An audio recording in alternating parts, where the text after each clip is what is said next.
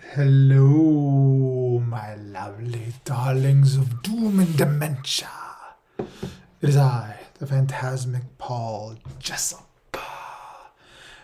I know it's been a little bit of time since I've done a proper YouTube video. Don't worry, my darlings. Soon, I'm going to be doing something very interesting. I'm going to talk about one of my favorite short stories of all time the next time I dig in deep into horror. I'm also going to talk about what I consider the problems of the current Big Five publishing industry and why the small press is the savior and the heartbeat of horror. Oh, trust me on that. It is the bleeding, beating heart. And that said, tonight I'm here with something very simple. That's correct. I'm here to pull 4 more themes for a poll for the Blue Sky Horror Watch for the month of December. Now, if you're not on Blue Sky, you're probably like, whoa, what is this? See, Blue Sky is a social network. It's like Twitter, but not filled with insane Nazis and AI and what have you. No, it's just people talking bullshit and having fun. And every Saturday, I host something known as Horror Watch, where we all watch a free movie on Tubi and have fun. We vote on it every week. We vote on the theme every month. So this month, I'm going to pull out 4 choices for them to vote on. Oh, it'll be wonderful. And I want to say one more thing really quick before I move on. Happy birthday to my daughter, Ashlyn Jessup. Oh, yes. Today, she's turning 22. A numerical palindrome. Same forwards and backwards, don't you know? Have a happy birthday, my sweet little girl. And whatever you do, don't fall asleep in a mountain of skulls. Because sometimes they wake up and they just start chattering at you. And then they won't shut up, and then you're trying to sleep, and the skulls just won't shut up. Now that tangent is done, let us see what's going on. Oh, yes. 4 more themes. What we got here? This one is cosmic horror. That's theme number 1 to vote on. Oh, that's always a fun one. We've done cosmic horror in the past, and it's always a good one. No Lovecraft for that one. It's more fun to not do it. Black and white horror. Oh, that's always good too. Let's see what else we got here. So that's 3. We've got all the Stephen King yet again. There's a lot of them.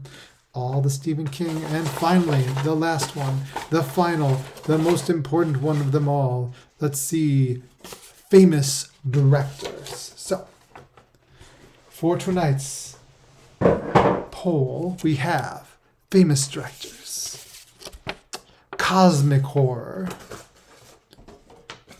black and white horror, the classics, and some modern ones too. There are quite a few recently made black and white horror movies that are absolutely fantastic. History of the Cult is one of them, and I think that's actually free on Tubi right now. So if we get this, we have to watch the History of the Cult. So good.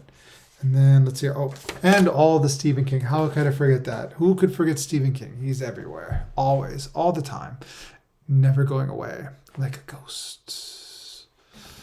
Yes. Alright, with that said, those are our poll. Those are our themes for our poll. So vote. Make your voice heard. And then Wednesday, we're going to vote on the first movie for our December Horror Watch. Oh, it's going to be so much fun. Now, like I said before, I know I've been gone for a while. I haven't YouTubed weekly like I used to, and it's for a good reason. I have been doing a book tour for my novel, Cancer Eats the Heart, and I have only one more stop left to go. Here is the book, by the way. You want to read this one. It is absolutely terrifying. It is about the chronically ill, the disabled, and the dying, turning to vampirism as a dark cure.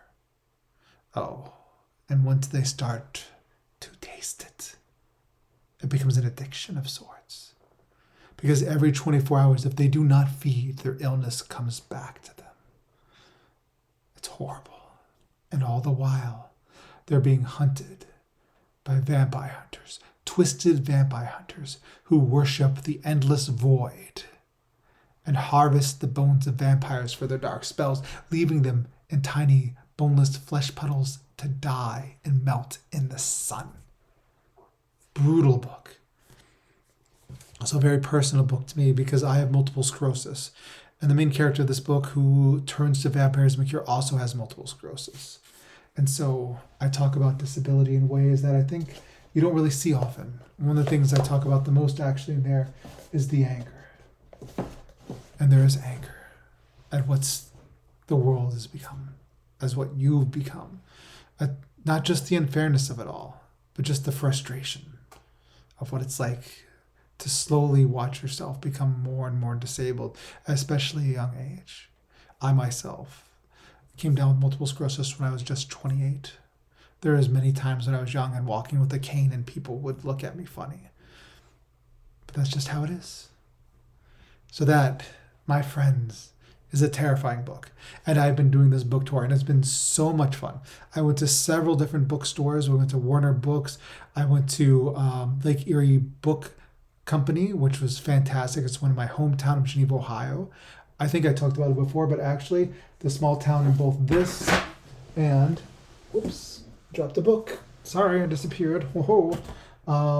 And Daughter of the Wormwood Star, the small town, Dark Rivers, which appears in both of these books, is actually based loosely on Geneva, Ohio. And there are some landmarks, if you're from Geneva, that you'll recognize. Now, the book that fell, in case you didn't know, this was actually the first thing ever published back when I was living in Geneva, Ohio. Sixth Gallery Press was a small independent press at the time that was just starting out, and they published this little chapbook zine of mine. It was an epic poem called Beware the Glass Rabbit. And anyone knows me and knows my books, that is a very apologetic title. Even when I was 20 years old, that's when I wrote that. That's when I got published. 20 years old. Beware the Glass Rabbit. It's creepy. It's weird. And it's young Paul being all baby like crazy. Yes. Now, all that said and done, the 13th is the last of my book tour. I will be back again at the Lake Erie Book Company. Oh boy. It's a lot of fun there. Beautiful little bookstore. If you're ever in Geneva, Ohio, make sure you stop by and check it out. It's wonderful. Just this last weekend, or the weekend before that, I was at Warner Books doing a book signing there. It was so much fun. I think I did a little video about it here. I was dressed up in complete vampire regalia for my book, and it was a hoot. I was there with my girlfriend, Victoria Davinsky. It was fun. Anyway, with that all said and done, I'm hoping next year with my other book, Rust Belt Gothic, that's coming out in October, I'll be doing another book tour. But that'll give me some time between them to catch up on all the YouTube videos I'm behind on now. Oh, how fun. So with that all said and done, it's time to go. Remember, if you know Ashland Jessup, say happy birthday. And until next time, make sure you stay spooky.